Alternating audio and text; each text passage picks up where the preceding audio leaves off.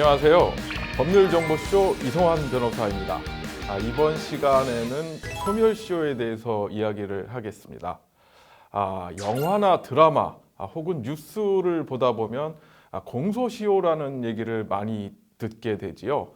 이 공소시효는 많이 들어보셨지만 소멸시효는 조금 생소할 수도 있는데 우리 법에서는 이 시효라는 것을 두고 있습니다. 일정한 사실 상태가 일정 기간 동안 계속되는 경우에 그 사실 상태가 진실한 것인지 거짓인지를 따지지 않고 일정한 법률상의 효과를 부여하는 제도인데요. 이것을 시효라고 합니다. 이 시효가 민법상에 들어오게 되면 소멸시효라는 것과 취득시효라는 것으로 규정이 되어 있습니다. 오늘 우리가 이 시간에 보게 될 것은 소멸시효인데요. 말이 나온 김에 취득시효에 대해서도 잠깐 말씀드리면 우리가 일정 기간 동안 어떤 토지를 점유하고 있을 경우에 그 토지가 본인 소유가 아니더라도 오랜 기간 점유한 것을 이유로 해서 그 사람이 그 토지를 취득할 수 있도록 해주는 제도가 취득시효입니다. 이것과 반대되는 개념이 바로 소멸시효인데요. 일정 기간 동안 권리를 행사하지 않을 경우에는 그 권리를 소멸시키는 제도가 되겠습니다. 이 소멸시효가 해당되기 위해서는 몇 가지 요건이 있습니다. 첫 번째로 그것이 소멸시효에 걸리는 권리여야지 되고요. 두 번째로 권리를 행사하지 않아야 됩니다. 세 번째로 소멸시효 기간이 지나야 되는 것입니다. 이 요건들을 그럼 하나씩 살펴볼까요? 먼저 이 소멸시효에 걸리는 권리는 어떤 것들이 있을까? 우리 법은 채권, 그러니까 A라는 사람이 B에게 청구할 수 있는 권리, 이 채권하고 소유권 이외의 재산권이 소멸시효에 걸리게 됩니다. 소유권 이외의 재산권이라고 하는 것처럼 이 소유권은 소멸시효에 걸리지 않습니다.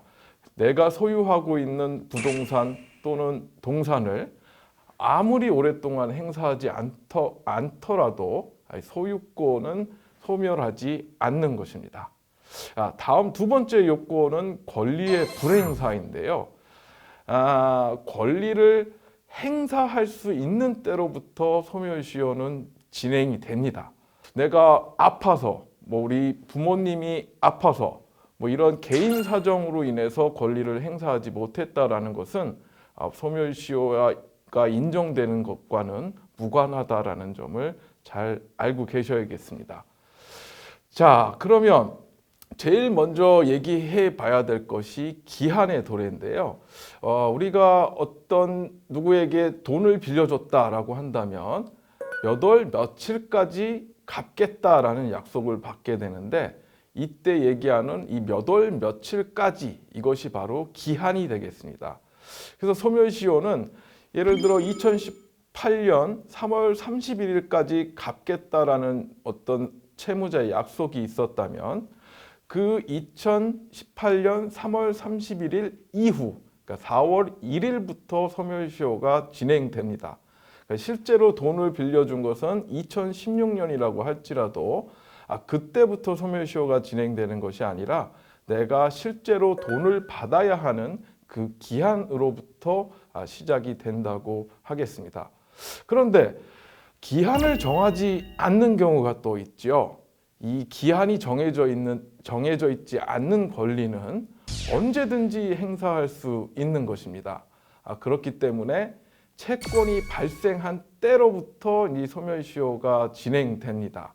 아까 든 예를 다시 한번 살펴보면 2016년 3월에 돈을 빌려줬고 기한을 따로 정하지 않았다면 2016년 3월 31일부터 소멸시효가 진행되게 되는 것입니다. 그 다음에 또 어떤 권리는 조건이 붙을 수 있지요. 내가 시험에 합격하면 밥을 사겠다. 이런 약속을 할 수 있는데요. 그때 내가 시험에 합격하면 이것이 바로 조건이 될 수 있습니다. 이 조건이 성취된 때로부터 채권이 발생하게 되기 때문에 이 조건이 성취된 때로부터 소멸시효가 진행되는 것입니다. 다음 그 소멸시효의 기간에 대해서 말씀을 드려야겠죠. 자, 일반적인 채권, 내가 돈을 받을 채권이라든가 물건을 넘겨줘야 될 채권, 우리가 흔히 볼 수 있는 일반적인 채권의 경우에는 소멸시효 기간이 10년입니다. 그래서 이 10년이라는 것에 대해서는 상식적으로 많이들 알고 계시는데요. 그 10년이 아니라 단기 소멸시효를 특별히 규정해 놓은 경우들이 있습니다. 3년 또는 1년으로 정해진 것이 있는데요. 먼저 이 3년의 단기 소멸시효는 어떤 것들이 있는지 살펴보도록 하겠습니다. 이자, 그다음에 부양료나 사용료, 또 의사나 약사의 채권, 또 변호사, 변리사, 법무사의 채권은 3년입니다. 가게에서 물건을 살 경우에 그 상품의 대가, 이것도 3년의 소멸시효가 적용이 됩니다.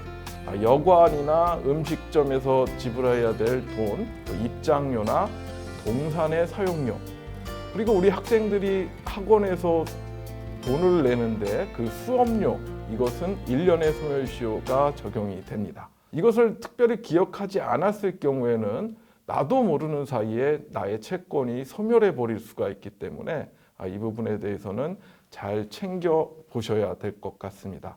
자, 이 소멸시효가 있기 때문에 내가 갚을 의무가 없는 경우에도 사채업자라든가 고가의 물품 대금을 5년, 10년이 지나서 청구하는 사례가 있습니다. 이럴 때는 당황하지 마시고 소멸시효 기간이 지났기 때문에 내가 지급할 의무가 없다라는 점을 내용 증명 또는 전화상으로 당당하게 말씀하시면 되겠습니다.